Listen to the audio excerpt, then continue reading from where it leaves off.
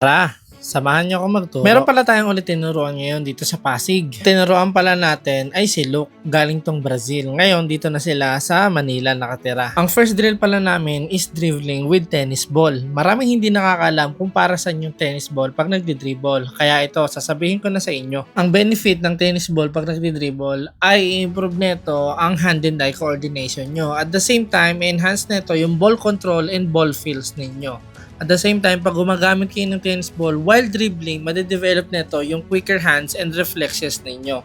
At the same time, mabibuild din nito yung weak hand ninyo. Apat lang yun na benefit ng tennis ball sa dribbling ninyo. Kung napapansin nyo dito mga kaboller, medyo nag-i-struggle pa si Luke.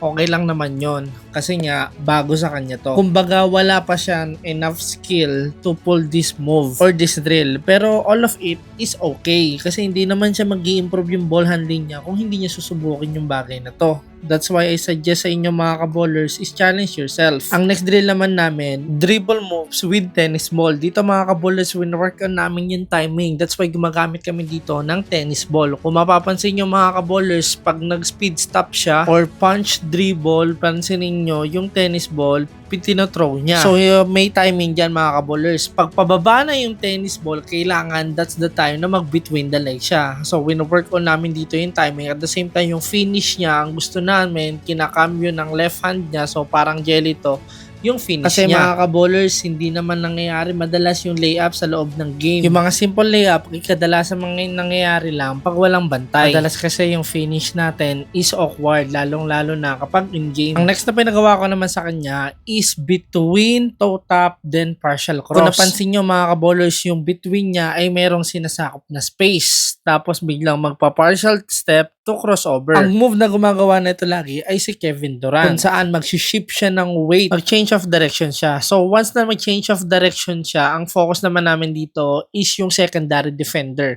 Kasi itong si Luke is madalas na naiiwan niya lang lagi yung primary defender niya. So yung things na nahihirapan siya is yung mga secondary defender. That's why we are working on the things na makakatulong para iwan siya ng secondary defender. That's why pinapractice namin yung high pickup, low pickup, and different kinds of pickup here. Suggest ko sa inyo mga kaballers na practice nyo rin yung mga move nyo sa secondary defender. Kasi most of the time, yun yung nakakalimutan natin, yung mga nasa secondary defender. Ang lagi lang kayong merong move sa mga primary, sa secondary wala na. And then after nun mga kaballers, it's time to go home na. So yun mga kaballers, another well day spent para makapagturo at makatulong at the same time, sorry pala mga kaballers dahil sobrang busy ko ngayon dahil masyado tayo maraming tinuturuan. Ayun lang mga kaballers, paalam!